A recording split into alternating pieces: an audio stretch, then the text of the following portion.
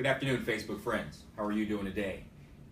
My name is Richard Irvin. I'm the mayor of Aurora, and I'm back here at Facebook Live, my monthly Facebook Live sessions. And today we have a special guest with us who, although doesn't work directly with the city, works inside the city to make the city look good. And let me tell you that he makes the city look very good. Now, this gentleman here is Dr. Torres. Why don't you, matter of fact, we'll go ahead and introduce yourself, brother. Sure. Well, thank you, everyone, and thanks for having me Absolutely. here.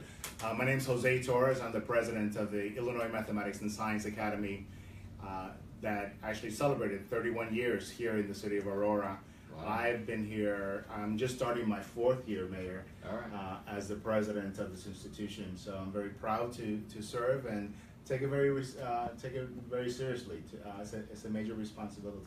Now, we've referred to the school that you're the president of as IMSA. What does IMSA mean? Yeah. So the Illinois Mathematics and Science Academy, IMSA, is a state school. So it's a public school funded by the state legislature. Wow. We're under the Board of Higher Education. So like college? So the universities. So Right. When the universities don't get funded, like it happened over the last 2 years, Right. we were not receiving a budget either. Wow.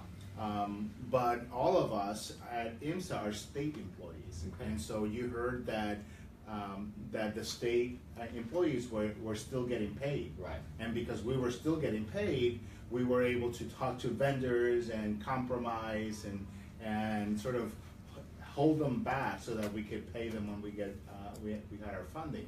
So we serve the entire state of Illinois.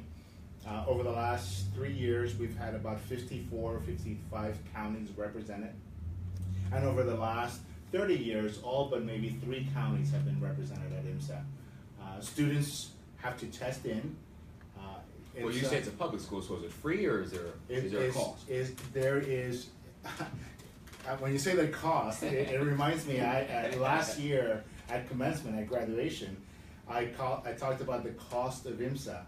But the cost of IMSA is not just money. So we cannot charge tuition or room and board, so we don't charge that. We do charge some student fees, and we charge professional development fees for teachers when they come to training and so forth. But the cost of IMSA actually is that parents have to give up their kids 3 years before they're going to college. They go to IMSA and they live, because IMSA is a residential school. Wow, so students Right. actually live at IMSA? So there's only 650 beds. We have 650 students, half female, half male, and they live for 3 years at IMSA. It's their home. So they're sophomore, junior, and senior year? Sophomore, juniors, and senior Gotcha, years. gotcha. Yeah. So what is the requirements to get an IMSA? So the requirement is that students they take the SAT that normally students take when they're juniors and seniors. They take it in 8th grade or 9th grade. Students have to take that test. They have to have the equivalence of a 9th grade education. So they cannot be in 10th grade and get into IMSA, but they have to have had algebra and a lab science. Gotcha. And then they have to have letters of recommendation, both from teachers as well as parents as well as themselves. Right. And all of that then is reviewed by an admissions review committee as well as a selections committee. And then we make decisions. Obviously the test has a huge impact, but it's not the only way it's not the only factor that is considered in admissions. You know, give the viewers an idea of some of the successes that have graduated from IMSA. So IMSA has been enormously successful over the last 30 years. You might have heard of a little application called YouTube. YouTube. One of the co-founders of YouTube, Steve Chen, is an IMSA alum. Wow. You're old enough to remember Mosaic and Netscape. Yeah. And so the McCool brothers both attended IMSA, and at U of I Champaign developed those applications. OkCupid, Yelp, PayPal, all can trace some of their founders or co-founders to IMSA. And then we have people who have gone on to discover planets and be as strong astronomers and biology researchers and professors, and we have attorneys, and we have language teachers, and we have all kinds of people. We love to say, I love this quote from our founder, Leon Letterman. He said that if we do what we know and feel is right, it is bound to happen that among our graduates, there will be numbered scientists, engineers, and lawyers. But there might also be someone who might invent a new planet or create a new intellectual world, or someone who will significantly influence life on our planet. Wow. And so we should treat all of them as though they're capable of this Absolutely. achievement. So when you have these students come in and say, you know, all right, these are Illinois' best and brightest, Yeah. but you also give them the tools or the ability, the landscape at IMSA to be able to succeed. What kind of model do you use to teach these young people? Great question, Mayor. So students come in, often have not been challenged enough in their school. So they have coasted, they haven't had to work very hard for their A's. Right. And so when they get to IMSA, we really emphasize problem solving, critical thinking, collaboration. And so students haven't been challenged that way. And then all of our courses are college level courses. Wow, wow. So you're coming in 10th grade, 10th taking grade. a college level course. You're taking college level courses, and for the very first time, many of our students experience failure. Wow. Right? Because they are now, they're among other people who are the brightest too. So they're not the only brightest in that classroom, and so they experience challenge and failure, and often these kinds of students don't experience those kinds of failures until they get to college. Right, right. So when they experience it here, they rebound. We talk about learning from failure, and we don't have them fully convinced that grades don't matter as much, but we're trying to help them understand that grades are not the ultimate indicator of learning. And now, is there a strong competition among students, or do they help each other and build with each other? I think they're both. Yeah. I think there's some strong competition, Yeah.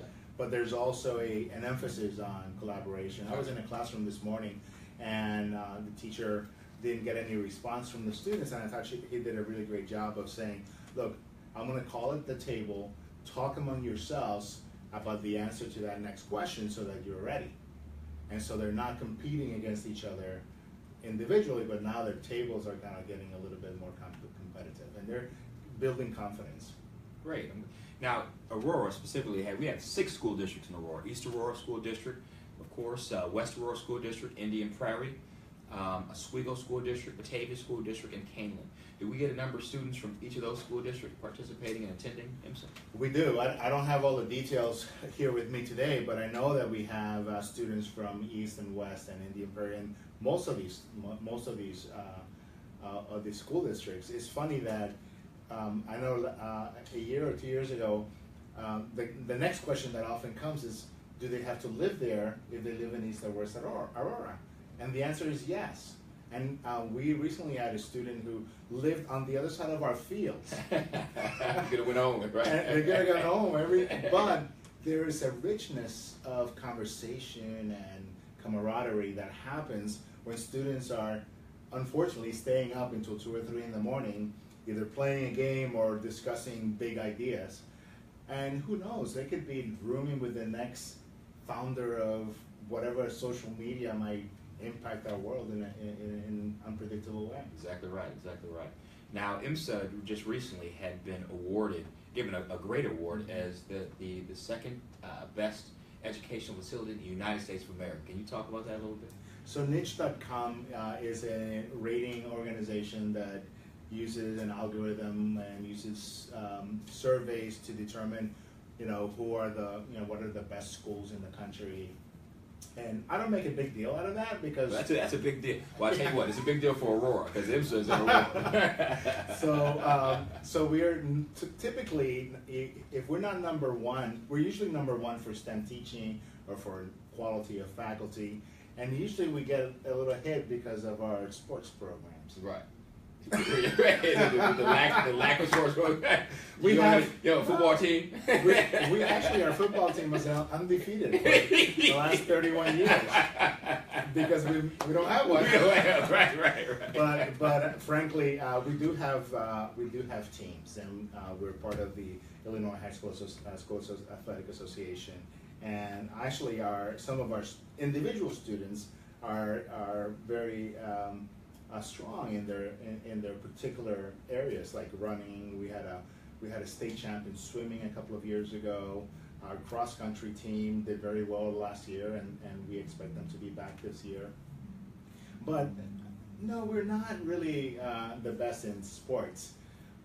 So niche.com rated us that way last year. This year we rated a little lower than 2 for overall, but we're still in the top 10.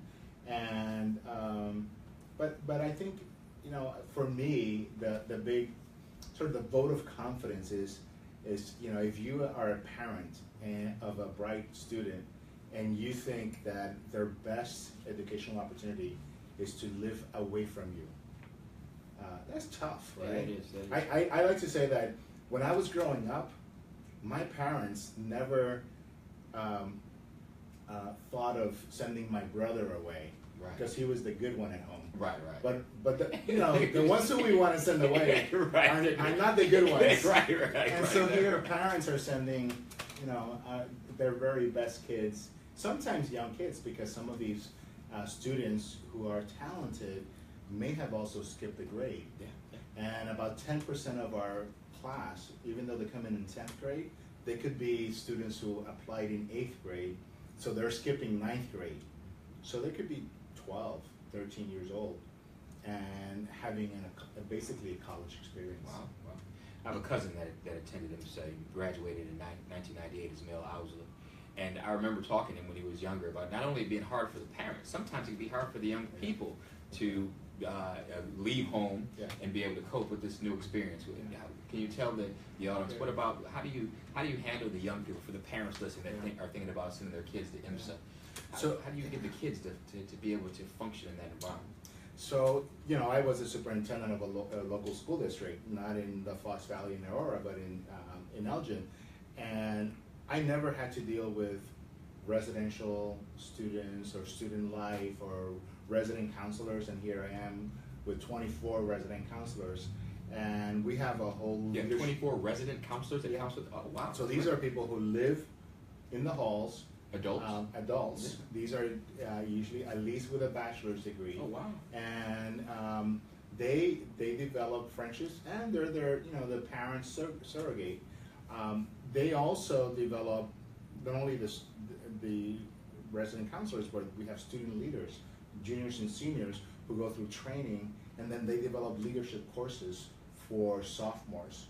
And so there's been a great tradition at IMSA of older students teaching younger students. We have a very robust student affairs program where there's a huge orientation for sophomores when they come in. Sophomores typically move in earlier than juniors and seniors. And there's a... You mean early in the school year?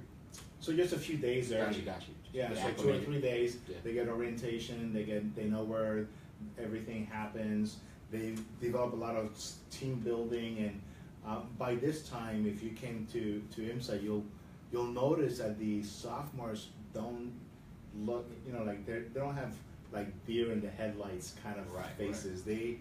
They've already begun to feel like this is their home. And for the first, I think 5 or 6 weeks, we typically don't allow them to go home. So they stay even in the weekends. So there's a lot of programming that happens. Gotcha. And parents can come and have dinner or connect with them. Just this last Saturday we had carnival. It's a very big community building for the entire family and siblings and their students. Well, it sounds like they do well there. They acclimate well, over the year. They do, and sometimes the first week we might have some students go home. Really? Yeah, they get homesick. They weren't prepared for it. Wow. Then we have some juniors and seniors who, after a year, they say, "This is not for me," and so they might. So the attrition rate it is, could be 10, 15, 20 students. Oh, wow. And then that determines the size of the sophomore class that comes in. Gotcha. And then students who are talented, who are high achievers, also have social emotional concerns, and so we have a full-time psychologist on staff, a full-time counselor who only deal with social and emotional issues for students, and we provide group counseling as well as individual counseling, and we work very closely with the parents about what their students their children are experiencing. Now, you talked about STEM programming. What type of STEM programming do you have, and do you work with the other colleges and universities in Aurora to collaborate on STEM education? So we do a little bit. So typically what happens is that Monday and Tuesday, Thursday and Friday, students have a regular schedule. 8 to 4:30, they have classes. Some classes are double periods if they're a lab-based science. Typically in the afternoons, they might get involved in innovation, entrepreneurial kind of pursuits, in athletics, in projects, service learning, or in clubs. On Wednesdays is what we call I-Day, Investigation Day. So we have a program called Student Inquiry Research, SIR. And sophomores learn how to do research during the morning of that day, and then they get more tutoring and support in classes.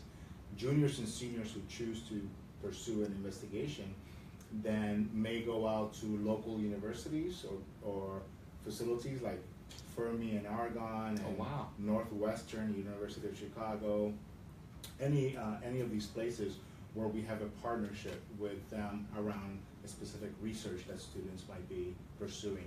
So that happens. Aurora University and others might be part of that. I don't know. I don't have all the specifics, but it's really based on a partnership that a researcher will have with our SIR department, where students can get engaged in that. Now, we have two universities, and you mentioned one, Aurora University, as well as Robert Morris University. And you wouldn't be opposed in the future, these universities partnershiping and working to identify some talented kids that might want to go to their universities. Absolutely. We actually, with Aurora, they developed a Durham STEM partnership school, and IMSA faculty staff were involved in the inception of that facility, and in fact, one of their first graduates actually got accepted to IMSA last year as an 8th grader. And so we continue to have partnerships with Aurora with that particular STEM school. Wow.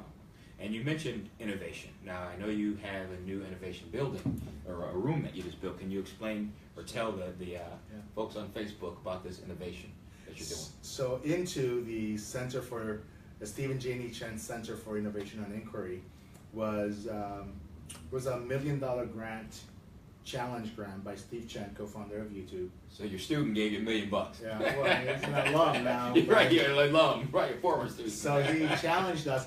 We weren't sure what it would be like, and so it was a process. So our chief innovation officer at IMSA took a group of students, and they went to Silicon Valley for during intercession or during a summer break to look at innovation centers. Then she took another group of students and took them to the Boston, MIT, Harvard, and all those areas where they have innovation centers. And these students co-created the space that we have.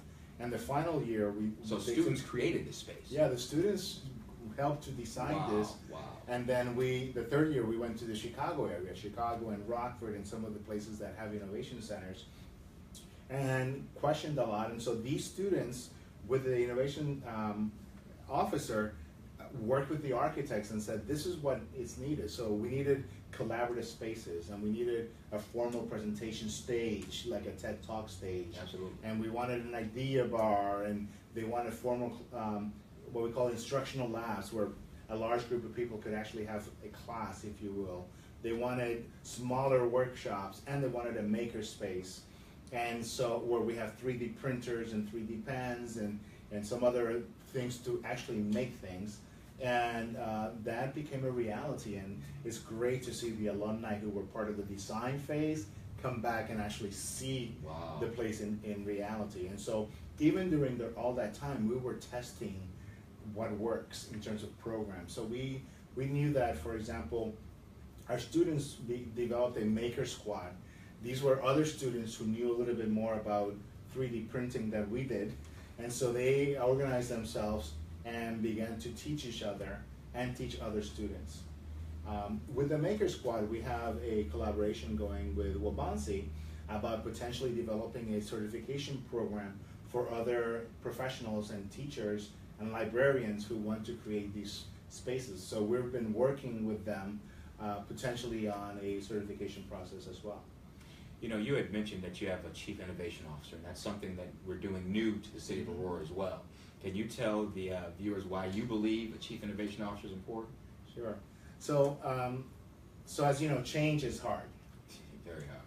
And what happens, in my belief anyways, is that when a department, an institution, an organization experiences change, it's like our bodies.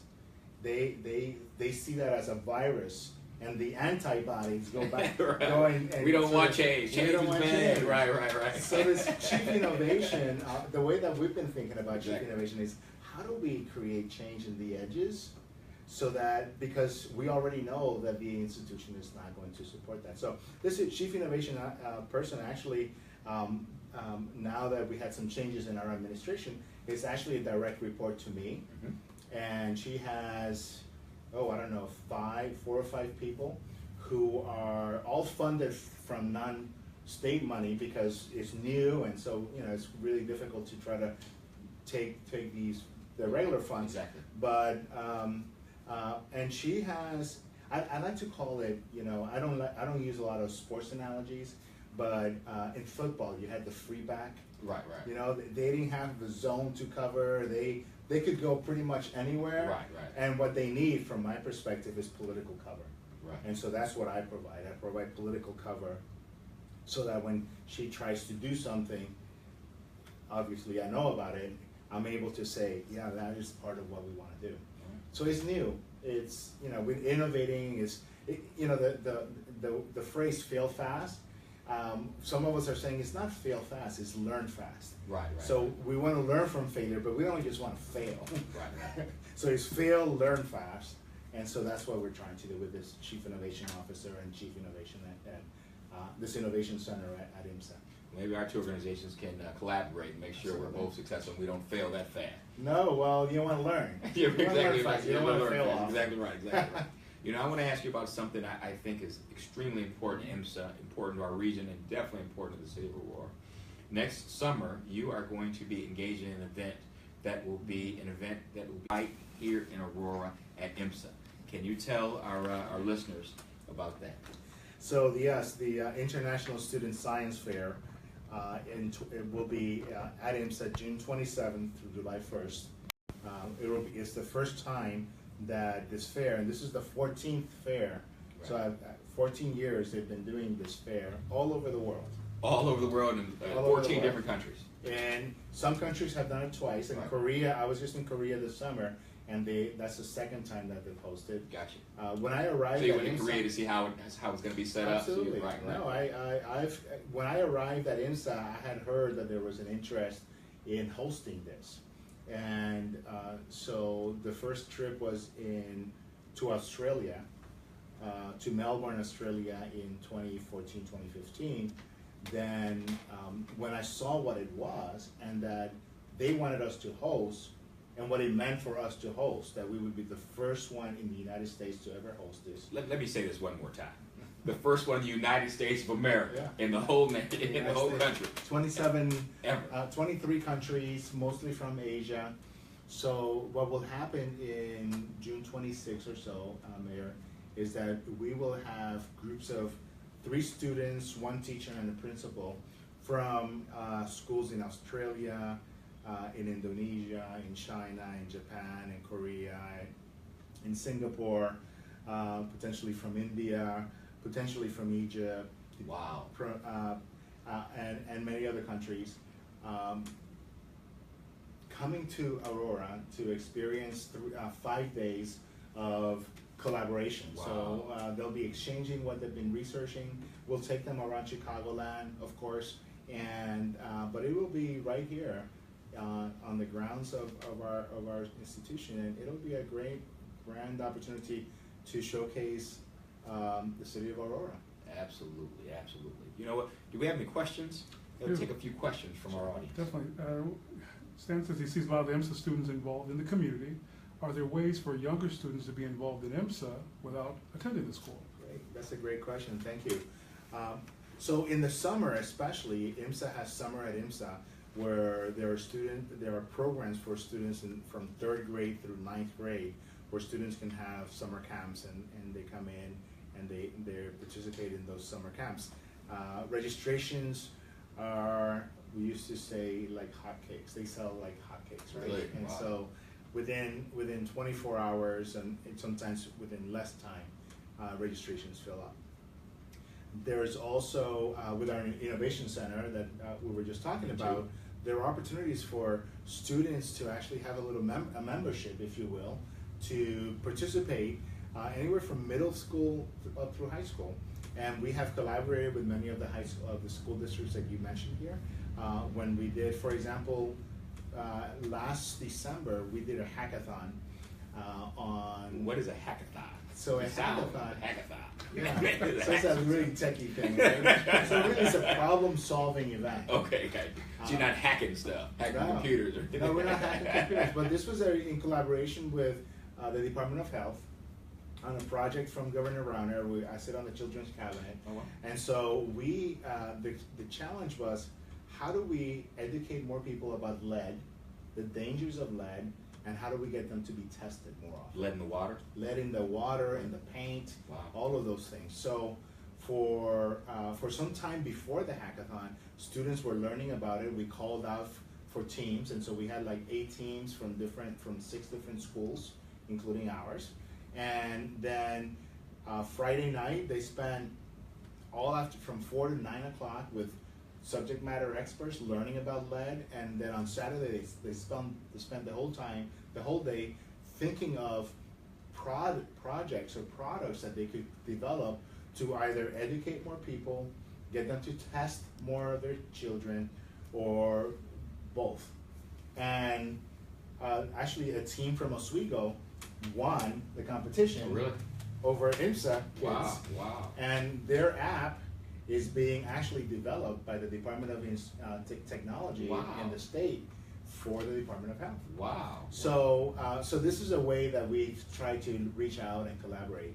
We have this Young Innovators program that we have been seeking competition, and we're about to announce the winners, and they get a year membership. And so again, the idea is to open the doors for IMSA for the community. That's not just for students, but also for business people, for entrepreneurs who are starting out, who may want some of our students as interns. Absolutely.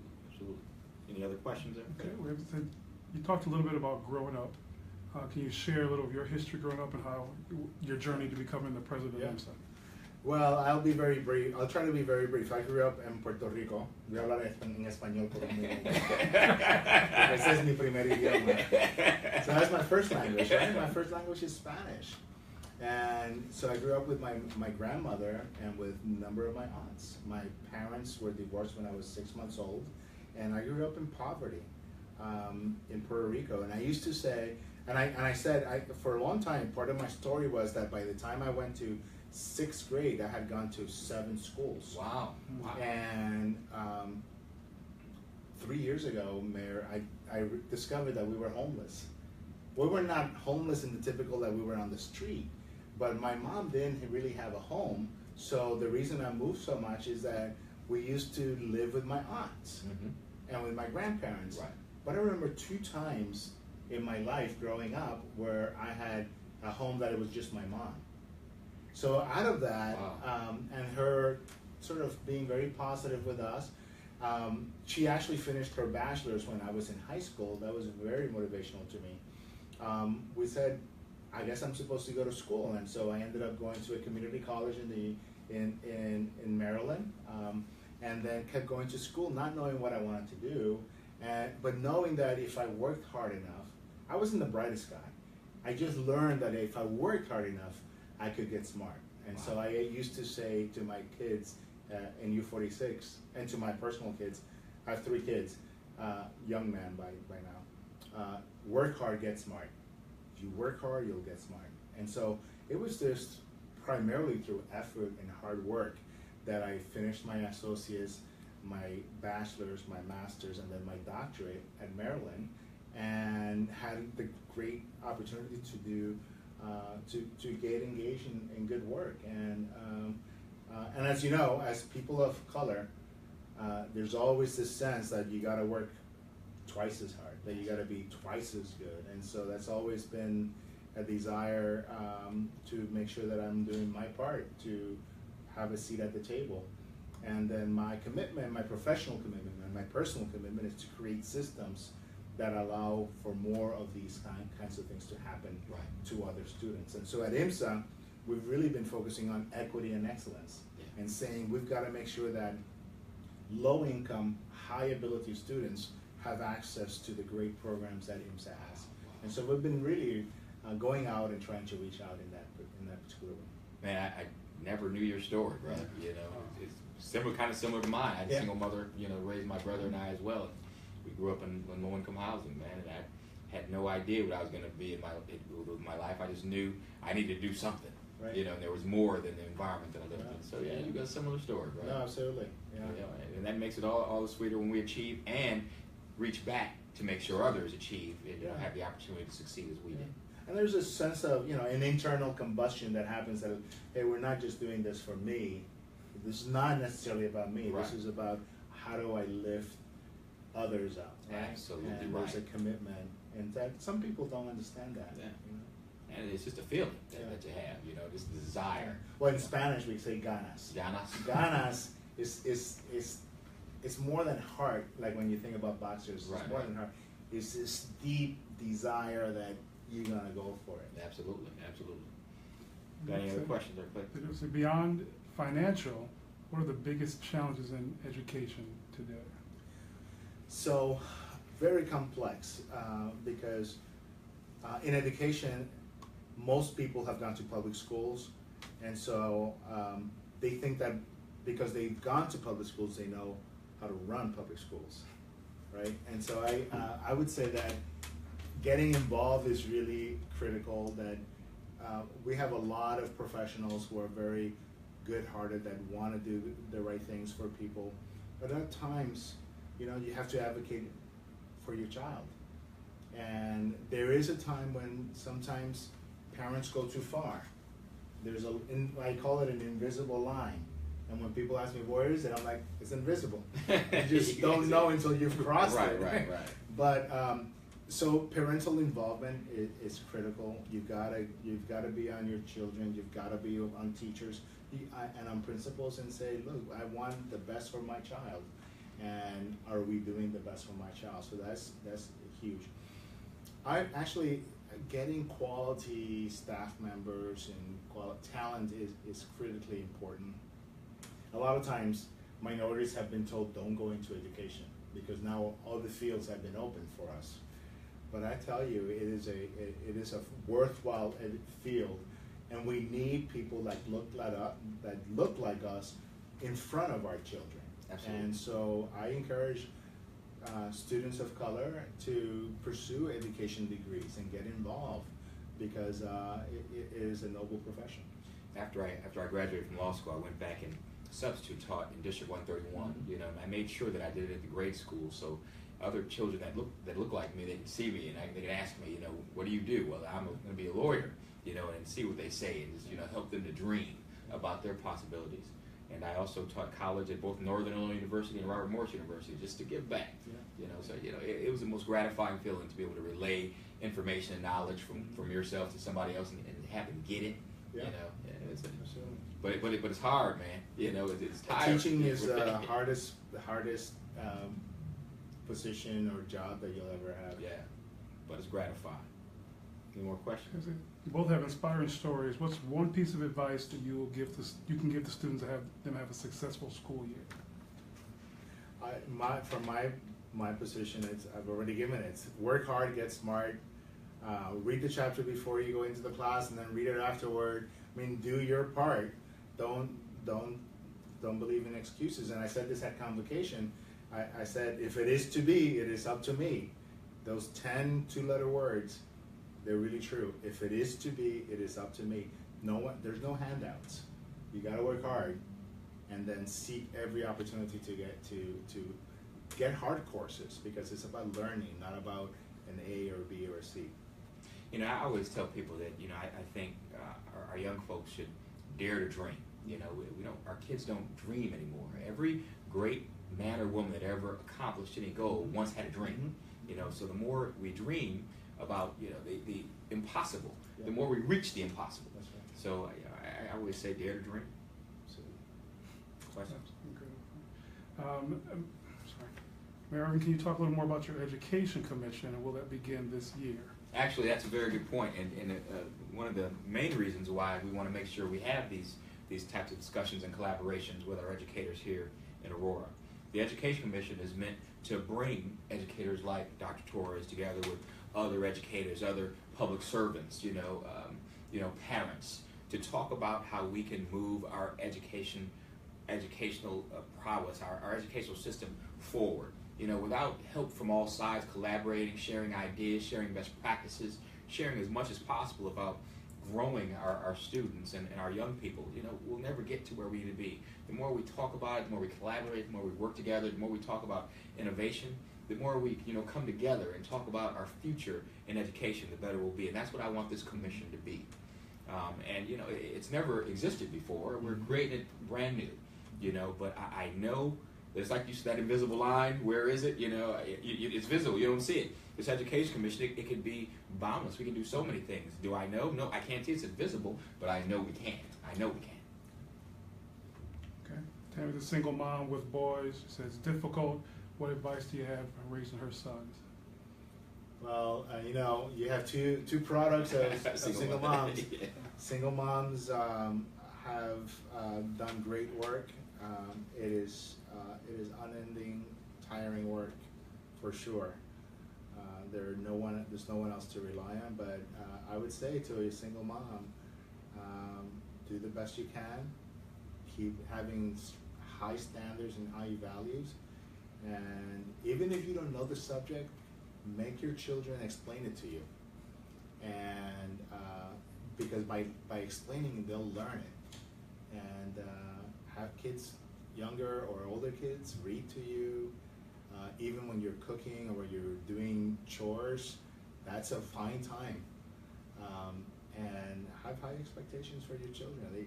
You never know who's going to be the next mayor of Aurora or president of IMSA. Right. Yeah, my mom is just surprised about that. Now that you're the president of IMSA, then I'm the mayor of Aurora. You know, I always say, you know, set a high bar and never lower. You know, and just set a high bar for your children, especially your young boys, a single mother raising two boys. You know, set a high bar and make them reach it, so they'll never look back. You know, they'll be mad at first. Oh, Mom, why are you making us read? You know, every day when other kids are reading. You know, I want to go outside and play. Why are you making us do these things? But they will thank you, and I thank my mom for giving me the work ethic that I have today, because I saw her. You know, even though we lived out in low-income housing, and many of the young mothers, you know, weren't really going to work because, you know, if you didn't have a job, you know, you didn't have to pay rent. You kind of lived in a subsidized area. She always got up every day and went to work. You know, whether she worked as in a restaurant as a server, or, you know, she worked at Fermilab for a while, or AT&T. When she worked at AT&T, she always had some type of job, and I saw that, and I learned from that work ethic. So raise the bar, never lower it, and, you know, make your kids meet it. Because, you know, kids are pliable. They'll do whatever they need to do to, you know, raise. You know, I bet you know, if you start teaching your kids at IMSA, you know, having classes speak other languages, I bet you they pick it up just like that. You know? They do. So as you know, we do teach languages. Oh, do you? At IMSA, and so I was just in a Spanish class this morning. It's a Spanish 2 classes, the lowest level Spanish that we give. So, and you know, these students are immersed in the language, and they leave fluent in 2 years. I'm sorry. You said you have a student come in, leave fluent in 2 years. Yeah, they are. Wow. They are. Wow. They do. Wow. So we have Spanish, French, German, Russian, Japanese, and Mandarin. can I come take a class at IMSA? You'll have to meet the placement test. I don't know that I'll be able I have to work hard to be smart. No, you know what? Everybody is required to take a language, so everybody's in one of those languages. All right. Great. Right, as we start to close out, today's the 54th anniversary of the March on Washington, I Have a Dream speech. What does that speech mean to you in present day, your life and education today? Go ahead, sir. So, unfortunately, the work is not done, and Charlottesville and other places have clearly shown us that white supremacists and bigotry and racism is alive in our communities, and unfortunately, we have to be vigilant, and we've got to continue to do not only march and dream, but continue to work as Mr. Lewis and others who organized those marches have done. And I saw an interesting quote from a Newsweek article that I actually retweeted, and it said that white parents talk to your children about being white, because if you don't, the white supremacist will talk to your children about being white. So that was very profound, and I actually, when I first saw that, I didn't want to retweet it because I'm like, who am I to tell other people what to say? But as I actually went to the article, read it, and in the context, it made so much sense to me that I'm like, yeah, I'm sort of telling somebody else what to do, but this was too important not to pass it along. Absolutely. You know, that I have a dream speech that I have hanging in my office, in the mayor's office, and that I read from time to time and just stand there and recite sometime on my own, just to feel the impact of what Dr. King was talking about all those decades ago, and recognize, as you said, that many of the issues still exist today. But what I will say in this I Have a Dream speech, that I appreciate and recognize there was a value of it, and it led to where I'm at today. But for the marching and that speech given, I would not be the mayor of the second largest city in the state of Illinois. You would not be the president of Illinois Math and Science Academy. And although we have a lot more work to do, we've come so far. And it's our responsibility as folks that have become successful to always reach back and make sure that our young people are dreaming just as much as we dreamt to get to the positions that we are. That's why I always say dare to dream, brother. And I want to ask one more question of you. You know, where is IMSA now? What city? It's in the city of Aurora. Oh, man. All right. Good to see you guys. And I'll see you next month when we have our next session.